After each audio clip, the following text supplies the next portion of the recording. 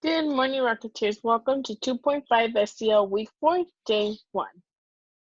This, big, this week's big question: which senses did the young girl use on her listening walk?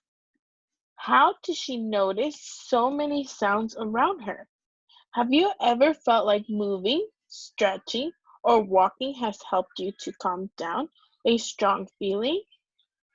Do you think that moving mindfully or taking a walk can help you be more aware of yourself and your environment? Why or why not?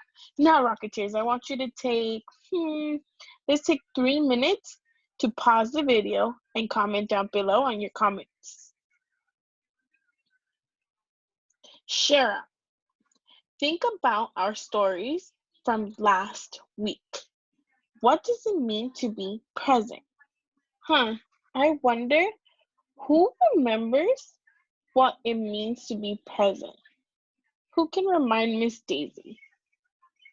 Last week we read Mindful Monkey, Happy Panda. We also read What Does It Mean to Be Present? What can you remember about these two books from last week?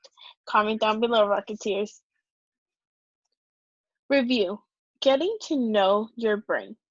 Knowing the parts of our brain can help us better understand our actions, feelings, and our 5 senses. When we know the parts of the brain, we can stop and consider what is going on inside of our brains and bodies when we are experiencing different feelings like excited, sad, nervous, calm, or scared. Objective. I can pay attention to myself and the environment by mindfully using my senses and mindfully moving. Day 1, reading focus. This week, we will read a story about a young girl and a walk she takes in her neighborhood. Pay attention to the way she's mindful. Notices her environment. So let's see how her environment around her is. The story of our book is called The Listening Walk. The Listening Walk. I like to take walks. I take walks with my father and our dog. Our dog is called Mare. He is an old dog and he does not walk very fast. We go down the street and we do not talk. My father puts his hands in his pocket and thinks. Mare walks ahead and sniffs. I I keep still and listen. I call this a listening walk. On a listening walk, I do not talk. I listen to all the different sounds I hear. I hear many different sounds when I do not talk. First, I hear Mare's toenails on the sidewalks.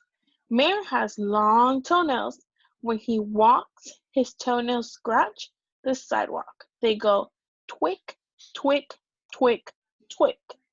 I hear my father's shoe on the sidewalk. My father walks slowly and his shoes go bop, bump, bop, dump. I can hear I can hear my shoes. I wear sneakers.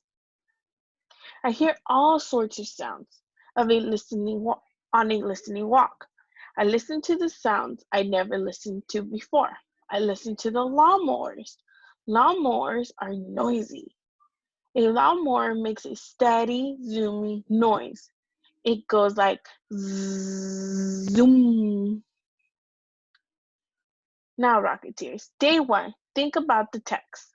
Why does the young girl say that she calls this a listening walk? Why do you think she might call this a listening walk? And what kind of noises did she hear during this listening walk? What does she do and not do on a listening walk? What noises does she notice on the walk?